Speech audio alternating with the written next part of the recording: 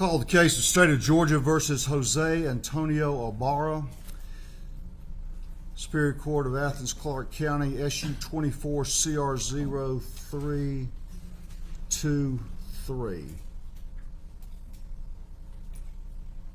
Charged with 10 counts. 1 count of malice murder, 3 counts felony murder,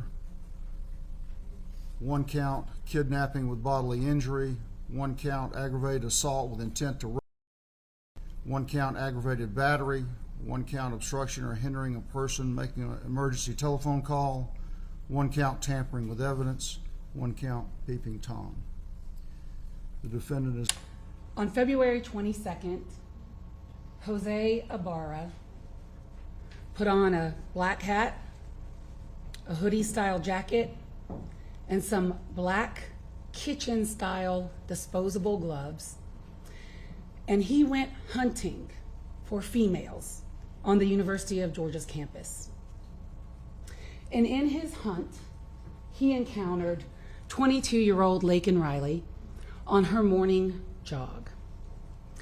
And when Laken Riley refused to be his wife, he bashed her skull in with a rock repeatedly. That is what this case is all about. The evidence will show that Laken fought. She fought for her life. She fought for her dignity. And in that fight, she caused this defendant to leave forensic evidence behind. She also marked her killer for the entire world to see. The forensic evidence that he left behind in this fight is his DNA, and only his DNA and Laken's, underneath Laken's right fingernails. He also left behind in a struggle with her over her phone, because the court will hear that she called 911. He left behind his left thumbprint on her iPhone, which was found not far from her body at the crime scene. And it is that forensic evidence alone that would give you enough evidence to find him guilty as charged on the counts in this indictment. But the evidence in this case will come in basically 3 forms. There'll be forensic evidence, there will be digital evidence, and there will be video evidence. And all 3 forms of those evidence will point to one person, Jose Ibarra, as the killer of Laken Riley. And this is not working. We'll start with a timeline, and the timeline is established by a lot of the digital evidence that you're going to hear about. And for Laken, that timeline begins basically at 9:03 in the morning. At 9:03 on Thursday, February 22nd, Laken Riley did something that she does all the time, and she went out for a morning jog. She lives not far from the crime scene, and Your Honor is going to see several maps in this case, and you will see that where Laken Riley lived, where the defendant lived, where our other victim, who you're going to hear from in this trial, Tasia Swee, lived, Building S at the University of Georgia Student Housing, and where items of evidence were dumped in this case, and where Laken was murdered. It's all clustered together. And it's all clustered together within about a half-mile radius of one another. And you'll see several maps throughout this case. But she left her house at 9:03 in the morning. We know that for several reasons. She was captured on her Ring doorbell, and you'll see that video through our first witness. And she also was captured on a trail cam that becomes very important in this case. And at about 9:05 a.m., she's captured running from her house down Rogers Road, eventually towards the crime scene where she encounters this defendant. She is running, as you will see, with a few things that are important. 2 AirPods, and they are noise-canceling AirPods, and her phone, her iPhone, is in her left hand. She's wearing typical running clothes, and you're going to hear a little bit about how she runs, what she runs with, because these things are important to judge what eventually happened between her and this defendant on the trail. She wears typically very tight running clothes because that's what's comfortable when you run, so it doesn't get it doesn't come off or get loose when you're running. And so this particular day, she's wearing running tights, white Hoka shoes, and 3 layers of clothing on her top. She's wearing a running bra, a shirt, and a tight black Lululemon jacket when she leaves her house. At 9:11 a.m. exactly, Laken is a few minutes into her run, and we have some digital data which we'll talk to you about, which is a Garmin watch that Laken had gotten for Christmas that she's wearing on her run. And this watch captured a lot of important data that you're going to hear about. But she is on her run, and her phone, she activates the emergency function of her iPhone, and you're going to hear about that through testimony of the witnesses who examined her phone. She activates the emergency function of her iPhone, and she attempts to call 911, and she in fact does call 911. Her call is connected to ACC PD. At 9:12, you'll hear that the call was hung up, and I'm going to play the call for you. At 9:12, the call was hung up by the caller, not the 911 center. The 911 center did not hang up on Laken Riley. The phone hung up. And at 9:12, they tried to call her back, and there was no answer. This is an enhanced version of the 911 call, and there will be several stipulations between the parties in this case. We will execute a waiver of them as they come in. One of the stipulations was that this 911 call was sent to the FBI in Quantico, where they attempted to enhance the call. And this is a 1 minute and 8 second call, and this is the enhanced version of that call. And I'd like the court, when listening to the call, right about 55 seconds into the call, you're going to hear a voice.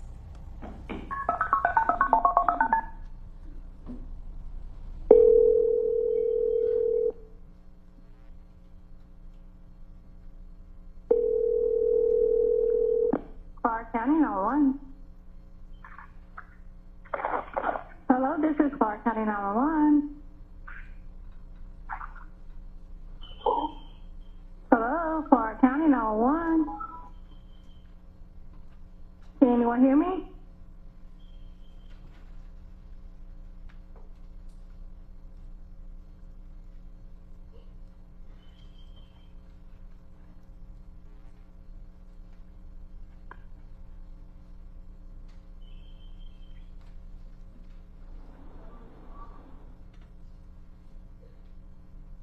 Clark County 911.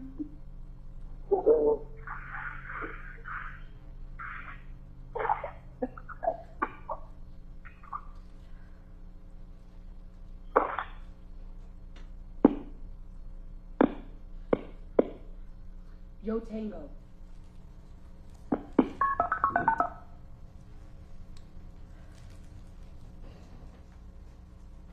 There is a long break in what happens next. It was Laken's mom, who Laken usually talks to on her run, who started calling Laken at around 9:06 that morning. And you'll just see the call logs from that and the evidence of that through Laken's phone.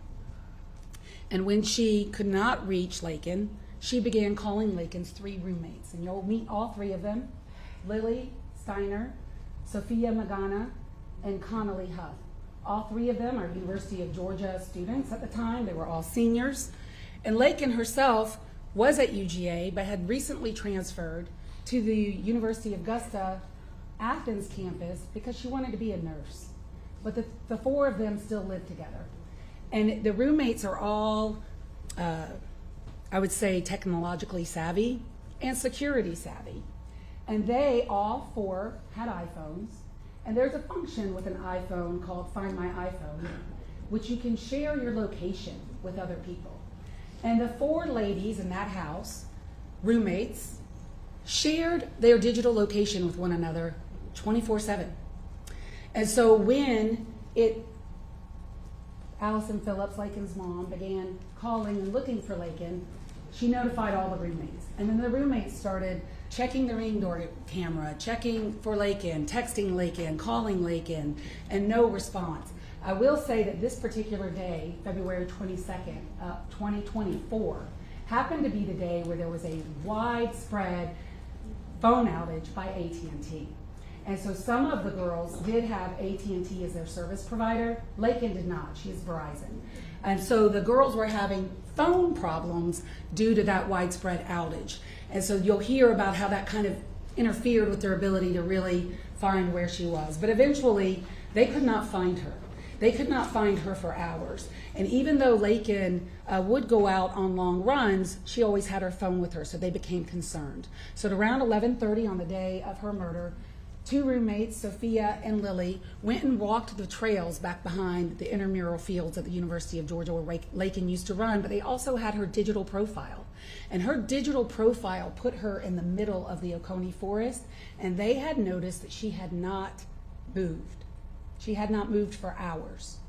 And so they walked to where they could last see her digital profile, and the two roommates found one of Laken's AirPods.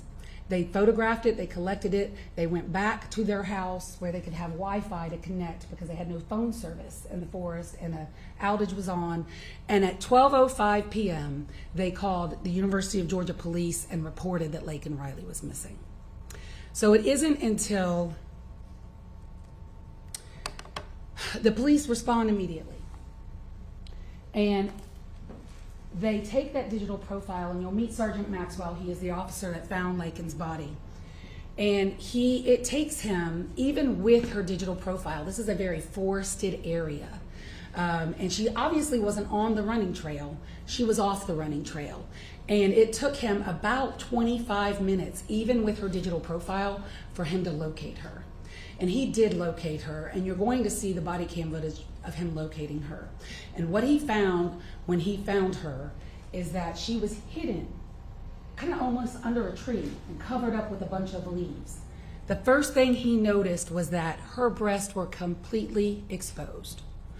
All three layers of her top clothing were pulled up above and around her neck. He also noticed that her running tights, which she typically wears above her navel, were pulled down and her underwear was protruding from her tights. He also noticed severe injuries to the left side of her head. He began immediately trying to save her life, but he could tell that she was dead. She was cold. But he began CPR, and you will see the efforts of him and several other University of Georgia police officers where they try to save her. They have to move her out of this area so that they can get her flat on the ground. They give her chest compressions. They give her CPR. They put those pads on her chest to try to start her heart. Eventually, the fire department and EMS comes and they do the same, and they work her for several minutes, but she is dead. She is dead, and there was nothing they could do to stop it or help her.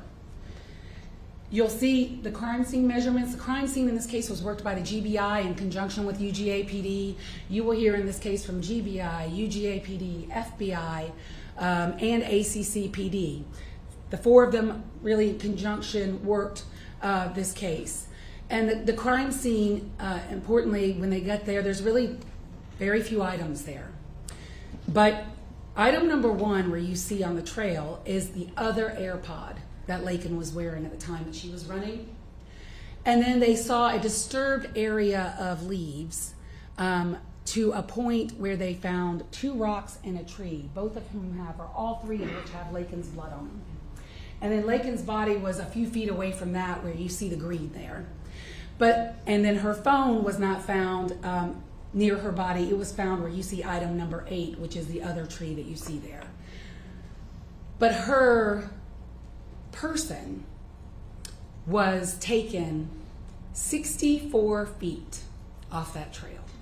So from where AirPod is, item number 1, to where you see items 2, 3, and 4 is 65 feet.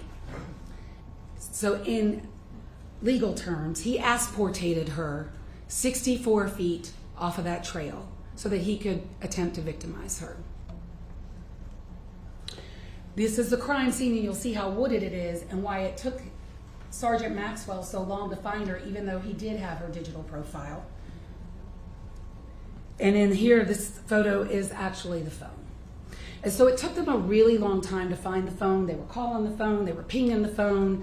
Her phone was on silent, so they couldn't hear it. I mean, it wasn't until it got dark that they could find her phone, but they kept looking for her phone because they knew the phone was there.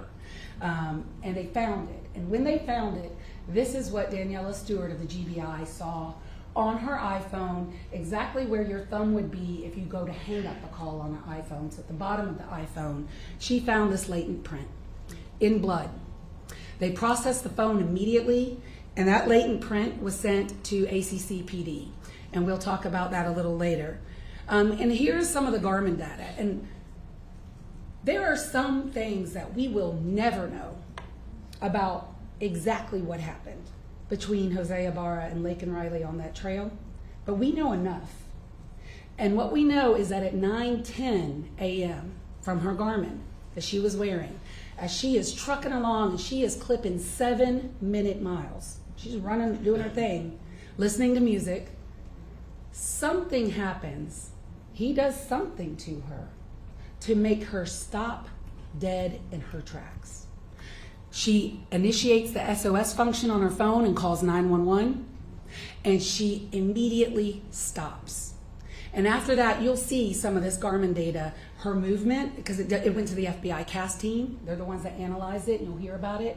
She's on this trail with this defendant for about 4 minutes, and then you see 4 minutes later, her Garmin move 65 feet into the woods, and there's some additional movement of her along that time, and her heart rate is still going until 9:28 a.m.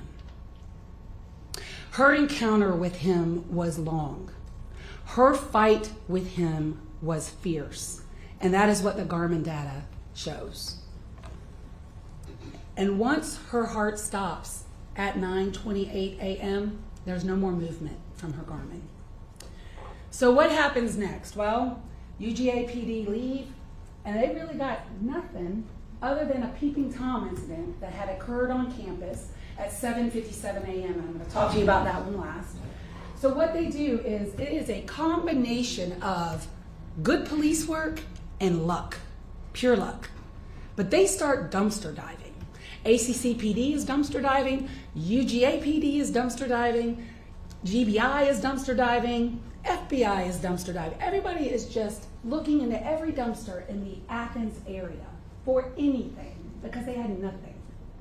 And at a dumpster, at an apartment complex where he lived, a police officer named Zach Davis of ACCPD finds this hoodie jacket. And when he looks in and sees it, it's in a recycling bin, and it's standing out because it's right on top, and he noticed it had long, dark hair on it, wrapped around one of the buttons, and he could see blood. And he thought that was suspicious. So he calls UGA PD. They respond at 9 o'clock on the day of Laken's murder. They collect the jacket found in the dumpster, and they send it immediately to the GBI Crime Lab indicator for testing. But while they're there, they look around and see that one of the residents in this apartment in B32 had what's called a Eufy camera, which is like a ring camera but works a little different, had a camera aimed at that dumpster. And so they asked the resident that night, hey, can we come in? Can we see your camera? He agreed to let them see it, and this is what they saw. At 9:44 in the morning, about 15 minutes after Laken Riley's heart stopped, this is what they see.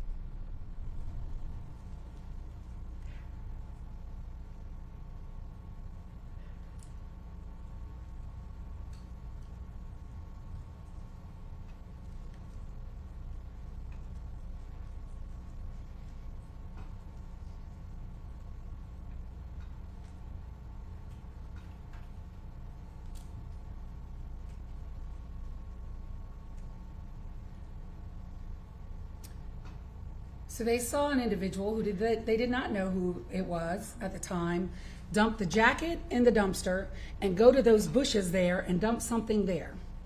So they go to the bushes, and this video has been enhanced, and I'm sure you're going to hear a lot of testimony about this video, enhanced the best they could by GBI Cyber. And I know the court sat through some motions to suppress where this black Adidas hat, there was a lot of discussion about, and you're going to hear more about all of those things. But this is an image that they locked in on and began to circulate around the neighborhood, or as the cops call a bolo. Be on the lookout for this individual. They didn't know who he was, and they circulated that. But they did go also that night, still the night of February 22nd, to the bushes, and they found 3 black disposable kitchen gloves. And those gloves were also sent immediately to the crime lab. And one of the interesting things about the black disposable gloves when they got to the crime lab and they were analyzed, this is a picture taken at the crime lab, is that on the thumb of the gloves, there was a hole.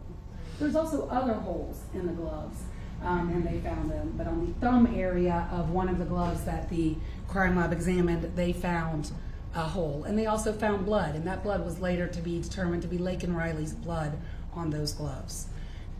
So I've already told you about the geographic locations. They're all clustered.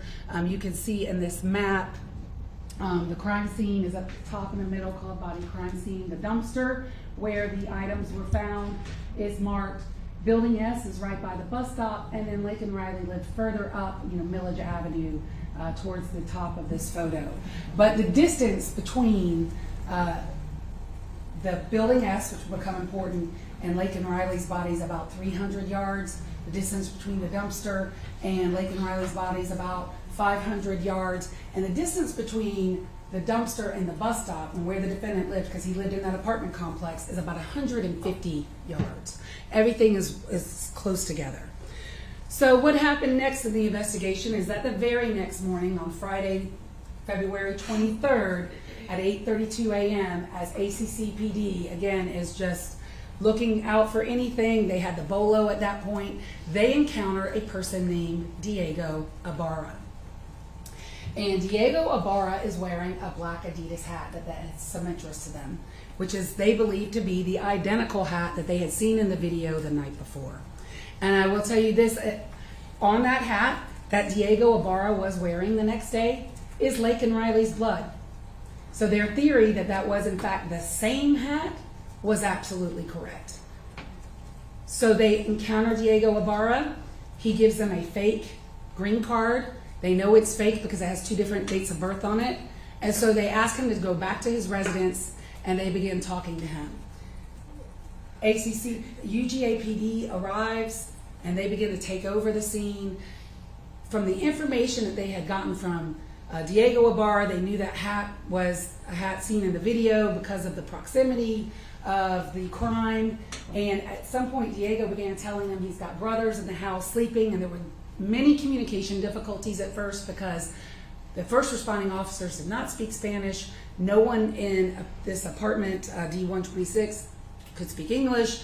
So at some point, UGA brought 2 of their Spanish-speaking officers on scene, and the communication became a little easier.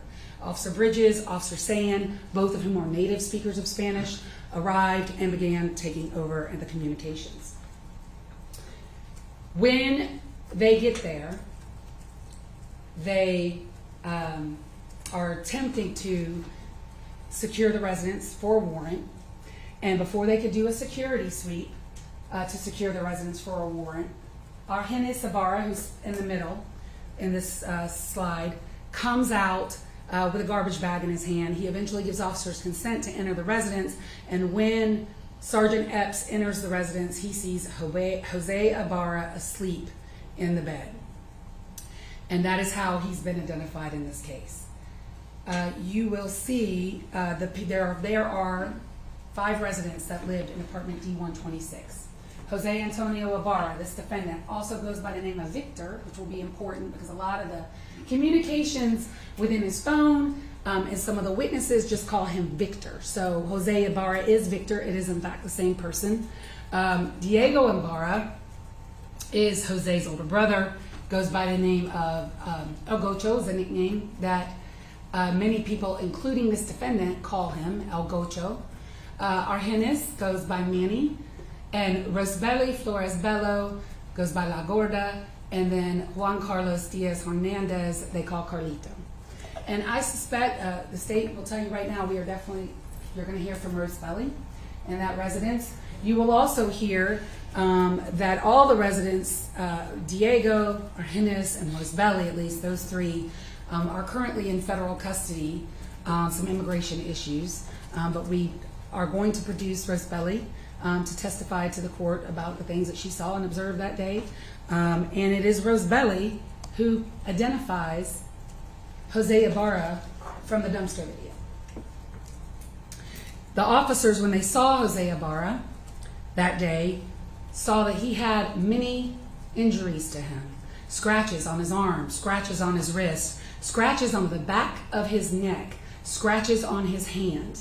And they photographed those injuries to him. And then they began to do an additional canvass of this entire apartment complex. There are multiple buildings in this apartment complex, A, B, C, D, and E. Multiple teams of agents began going around looking for cameras, talking to residents. What do they know? What do they not know? And one of the things that they found is that the Ibarras lived at D126. Right next to them is D125, and right next to D125 is D124. 124 had a ring camera. 125 had a still camera. And they went and collected videos from those two apartments. And importantly, on the day that Laken Riley was murdered, at 10:21 a.m., Jose Ibarra is captured on D124 coming out of his apartment with a bag, and now his clothes have changed. He's wearing different clothes than he was wearing about 40 minutes ago. And he has a bag in his hand, and he's walking towards a dumpster, another dumpster in their apartment complex. And that dumpster, by the way, had been emptied the day of the murder. So when the officers went to check that dumpster had nothing in it for them. But in the next door neighbors, still camera shot at 10:24 a.m., 3 minutes later, Jose Ibarra is walking back towards his apartment, empty-handed, nothing in his hand.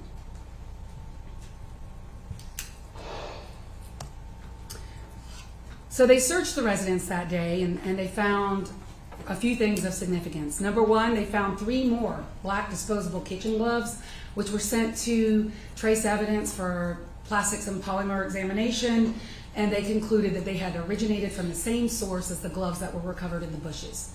They recovered 2 of the defendant's Samsung cell phones, which you will hear some evidence out of, but they also found no bloody clothing, no bloody anything, and the shirt and the satchel that you see the defendant wearing in the video, the dumpster video, were never found. They're not in that residence. So what other forensic evidence? The parties will stipulate to the prior Daubert hearing that this court has heard, so we will not be recalling the fingerprint evidence, but we will have a stipulation with the transcript and all of the exhibits that thumbprint, latent print that was on the phone was sent to ACCPD that night. And eventually, the digital image of that thumbprint on Laken Riley's phone was compared to Diego Ibarra, Argenis Ibarra, Rosbelli, and Juan Carlos, and they were all excluded. They didn't leave that thumbprint behind. It was matched to this defendant, Jose Ibarra. It is Jose Ibarra's left thumb on Laken Riley's phone. And the analyst or the expert who did that analysis testified at the Daubert hearing. He showed the court 15 points of comparison that he found, and his results were peer-reviewed by another examiner. They were peer-reviewed blind, and she agreed with him. There's also DNA in this case, and you're going to hear about 3 different types of DNA: traditional, YSTR, and true allele. All true allele is probabilistic genotyping, but it is a computer software program that deconvolutes or separates complex mixtures of DNA. That's what true allele does. But before you can go to true allele, you have to start with traditional DNA. So all of the items of evidence that you're going to hear DNA results from started with the traditional DNA. They were swabbed, they were amplified, they were quantified, all the things that you do with regular DNA. But we do have some regular DNA results in this case. First and foremost, the jacket. The jacket found in the dumpster has blood on it, and in the blood for traditional DNA is Laken Riley's DNA and this defendant's DNA, and only the two of them. Jose Ibarra and Laken Riley's blood are on the jacket that he dumped in the dumpster. The rocks and the trees from the crime scene, they were also processed for DNA, for latent prints, and for everything we got. But on the rocks in the tree, just Laken's DNA, Laken's blood on the rocks in the tree. They attempted at first, which is protocol, to do what's called YSTR DNA testing on Laken's fingernails. So both her left and her right hands were swabbed by the medical examiner in this case, and they were both sent to DNA for analysis. YSTR is a better fit for trying to separate male and females because only males have Y chromosomes, and so they attempted YSTR first and they were successful. The problem with YSTR, and the officers did gather the DNA of Jose Ibarra, Diego Ibarra, and Argenis Ibarra. They are brothers, and blood brothers share the same paternal line, and they share the same YSTR profile, unless there's a genetic mutation. And what the lab found when they tested the fingernails of Laken Riley is that, first of all, the left hand, there's nothing. No DNA of any other person other than Laken. But on her right hand, there was male DNA. And for the YSTR testing that they tried first, Jose Ibarra could not be excluded as the donor of that YSTR profile, and neither could Argenis, because, again, they're blood brothers. They share the same YSTR profile. But Diego could be excluded, and that's because Diego carries a genetic mutation that the lab was able to see, and he was able to be excluded as the donor of YSTR profile underneath Laken's nails. But after the YSTR was done, it was then sent to True Allele, along with a lot of other items. And when True Allele tested, and the data was sent into the True Allele program. It didn't test it, but when the data was sent into the True Allele program, True Allele excluded Argenis as the donor. True Allele excluded Diego, who had already been excluded by STR anyway, but True Allele matched Jose Ibarra to the DNA underneath Laken's right fingernails, to this likelihood ratio, which I have before the court here. 10 billion times more probable than a coincidental match.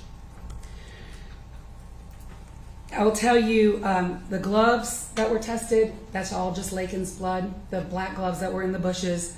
There's a straw that was tested, that is the defendant's blood. I want to talk to you about that a little later. And then the hat, the black Adidas hat, is also Laken's blood. And then the jacket also did contact swabs. So in addition to the blood on the jacket, they did contact swabs that were sent to True Allele, and again, it's the defendant and Laken on the jacket. But importantly on this dark blue jacket, also Laken's hairs that were wrapped around the button were sent to trace evidence. They are consistent with Laken Riley's hair, and of course it's consistent with her long dark hair and all the microscopic analysis on it. Her DNA is on that jacket, so there's really no need to do DNA on the hair because her DNA is already on the jacket in the form of blood, but they looked microscopically at her hair and it was consistent with her hair.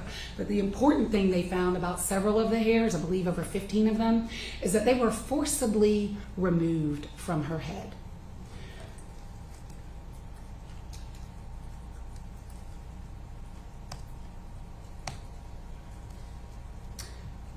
They did do a sexual assault kit on Laken, and several things were tested.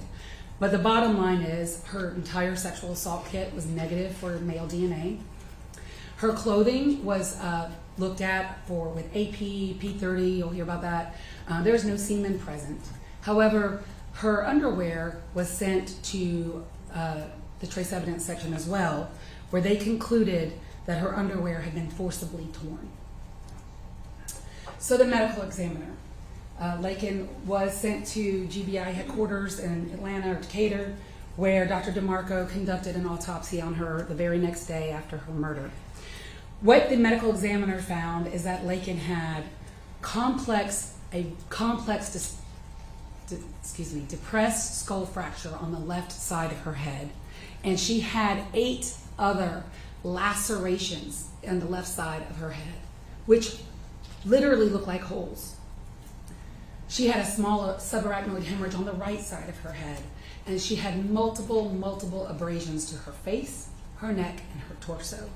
She also had what's called petechia in both eyes, which is consistent with some form of asphyxia. And asphyxia can come in many forms. It can be a drowning, but most importantly in this case, it can be a form of strangulation. It can be manual, it can be ligature, it can be all kinds of things. But what the medical examiner said in this case is that Laken Riley died as a result of the effects of blunt force trauma to the head and asphyxia NOS, not otherwise specified. She can't really say if it was from chest compressions, maybe manual strangulation, but there was something going on in this struggle where this defendant deprived her brain of oxygen for long periods of time. And that was her cause and manner of death. But I want to talk to you about something that happened before, and it is count 10 of the indictment, and it is a peeping Tom. Shortly before 7 a.m., Jose Ibarra is seen on a trail cam, and this is a version of the trail cam, or this is the angle you'll see. And you'll see an individual, and the state will be the first to tell you this video quality is not fantastic. But there's more than just this video. You'll see an individual wearing a dark hoodie, eventually a dark hat, black gloves, and holding a styrofoam cup. And UGA attempted to enhance this video. GBI Cyber attempted to enhance this video. This is about as good as it gets. You can see a bag. They've studied this video 1,000 times. You'll hear the things that they saw in looking at these videos. The male is seen on the trail cam exiting the defendant's apartment complex. That's how he gets onto the trail. It's further beyond outside the scope of this exact clip. But he gets on through a path from the defendant's apartment complex to this trail that leads onto campus. And this is Rogers Road. This is UGA Village housing for graduate students. And this is a bus stop that's used by students to take the bus to get to a class. At 7:01 a.m., this individual is seen at this door that you're going to see in the bottom or the middle of your screen. That's apartment 114. And in that apartment, 114, Building S, lives a graduate student. She's an Indian national. Her name is Tejaswi Sarathi, and she is here at the University of Georgia studying. This defendant is seen trying to open her door at 7 o'clock in the morning.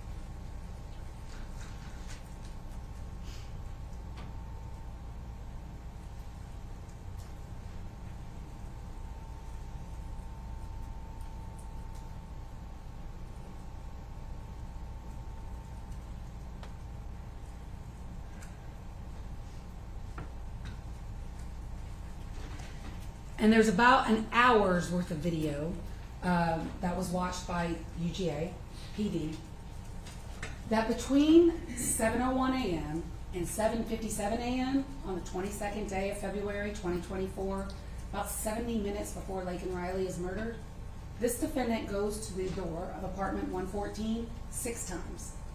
Twice they can see on video that he attempts to open her door. And at one point you'll see in the video where he ducks down. And that is because at some point the student inside heard him at her door, and she approaches him at the door and says, "Excuse me." And she will testify to this court that when she said that, she's looking at her peephole, he ducks down. And you can actually see that on the video. And just here's a portion of her 911 call where she calls at 7:57. What's going on? I was in the shower and then I heard some noises and I came to check that someone was, I saw through the peephole. Someone was trying to open the door, and then I said, "Excuse me," and then they just ran away, and then now they kept trying to look through my window. Okay, and what's going on? So she says, she was in the shower and she heard her door jiggling. And she said that somebody was at her door. She says, "Excuse me." He ducks down and he tries to look through her back window and does look through her back window. This is her back window. This is the back side of Building S, and this is exactly how it was that morning. This is body cam footage of Officer Bridges, who's one of the officers that responded. Her blinds are open wide. They're open, not only open, but they're pulled up more than halfway. The right side is her living room. The left side window is her bedroom. Wide open, her blinds were that morning. She said that's how she kept it because it was kind of a dark place, and it was more comfortable for her to have some light in. And that's how her windows were. And she said when she turned around, she could see the person who she can't identify. We'll be the first to tell you she can't identify him. She didn't get a good look at his face. He had that hat over his face. He had a hood on. She describes the clothing: dark hat, dark jacket. Didn't get a look at his face because when she looked through the peephole, he ducked down. But she could see him peeping into her window, looking into her window. So the FBI CAS team is a specialized team with federal government that analyzes digital evidence. And they were brought in this case to look at data from the defendant's phone, the victim's phone, cell phone records, all of these things. And some of the data that they got from the defendant's cell Samsung, one of them, which is 1B7, which you'll hear a lot from, is called Rubin data. And Rubin data is something that's collected by Samsung. And the FBI CAS team analyzed Rubin data, looked at the Rubin data in this case, and at the time of the peeping at Tasia Swee's apartment, the defendant's 1B7 phone is right over her house. And these are the digital points by the FBI. But also, there is a white styrofoam cup. In the video, you could see black gloves and the white styrofoam cup of the peeping. This cup was found by UGA PD as they were coming onto the trail to come to Laken Riley's scene. They thought it was unusual because there's no trash out there usually, and it's just sitting there. They collected the cup, and you can see in this next image, if you see where the retaining pond is in the middle of the screen, the cup is near there. So in between Building S, where Tasia Sweet lived, and in between where Laken Riley's body was found, was this white cup. That white cup was collected and sent to the crime lab at the GBI, and it is the defendant's DNA on the straw of that white cup in between the two crime scenes. So also, out of his phone and out of his social media, the defendant, when he woke up that morning, kind of did us a huge favor and started taking pictures of himself. And here are the pictures that he took of himself and posted on Snap, and also can be found in his phone. And one was taken at 4:30 a.m., the second one was taken at 5:37 a.m., and you see in that one that he is wearing the black Adidas cap with the stickers on it, with the same jacket, with the hoodie. Also, he took pictures of himself wearing the same shirt that you see in the video of B32 and the bag that was never found that you see on the side of him in some of the videos taken on the day of Laken's murder. And also you can see from, again, D124 and D125, the day before the murder, he is wearing the evening before the murder, so this is the 21st at 9 p.m. He's wearing the same clothes. So in the end, Your Honor, that is a summary of the evidence that the case, summary of the evidence that the state has in this case. You will hear forensic evidence. You will hear digital evidence. You will see videos, all pointing to the same conclusion, that this defendant murdered Laken Riley, and he also peeked Tasia Swee's apartment. At the close of all the evidence, we are going to ask that you find him guilty on every count of this indictment, because the state will be able to prove every bit of it. And we ask that with your verdict, the close of the evidence, that you bring justice to Laken, Tasia Sweet, and this community. Thank you. Judge, the evidence in this case is graphic and it's disturbing. What happened to Laken Riley is graphic and disturbing, and it is a tragedy. The loss of any life that young and apparently full of promise is a tragedy. And I'm sorry that the family is having to go through this and be here for the presentation of this evidence. People have used this case for their own personal gain, financial gain, political gain. And while this process has its place for testing evidence, it's very poorly suited to healing hearts and minds. So it's the evidence that we have to talk about. And the evidence in this case is very good that Laken Riley was murdered. The evidence that Jose Ibarra killed Laken Riley is circumstantial. The evidence that anyone had any intent or certainly committed is speculation.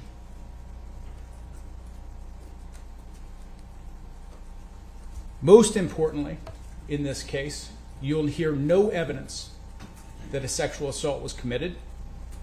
You'll hear nothing from the GBI, the FBI, UGAPD, ACCPD, that after looking at all of the evidence in this case, scouring for anything that could help prove this allegation in the state's indictment, that they found any biological evidence that would suggest that, any physical evidence that would suggest that. There's no injuries that are consistent. And in this case, it's an effort to explain a tragedy, but it's not based on evidence. The evidence that Jose Ibarra killed anyone is circumstantial. The state's presentation in their opening had a lot of detail about information, again, that showed that this event happened. But upon a closer look at the evidence that links Mr. Ibarra to that event, it is lacking. You'll hear that his phone was in the area, and you'll hear that the cast team that ran the locations of this phone. And there is good evidence that the phone itself was in the area. What you'll also hear, though, is that when they looked into this phone, when they did a close examination of who was using this phone, it wasn't just Jose Ibarra. It was other people in that apartment who were using this phone. And that comes through an investigation into the accounts that were used through this phone, and also from people who met other people associated with this phone who had used the phone to message people. And so while the phone was there, that's true. It doesn't show that Mr. Ibarra was there. And you'll hear that Mr. Ibarra's fingerprint was on Laken Riley's phone. But you'll also hear that he was wearing gloves, supposedly. And that this hole that was supposedly in the gloves that they found would not have left that mark. You'll hear that someone in that video, in the so-called dumpster video, was wearing an Adidas hat. That's true. When they find that hat, and specifically the hat that was tested in this case, it was worn by Diego Ibarra. Not Jose Ibarra, Diego Ibarra.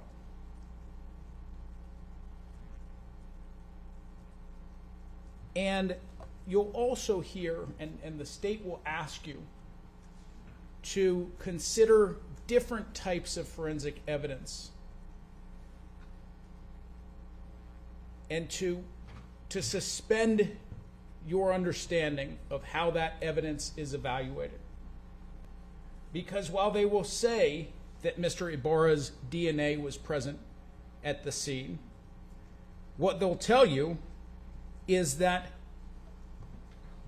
without this software that we can't test, this proprietary software used by the GBI, without that, their expert wouldn't have been able to say whose DNA it was. She wouldn't have been qualified to testify about whose DNA that is. So they have to use a machine.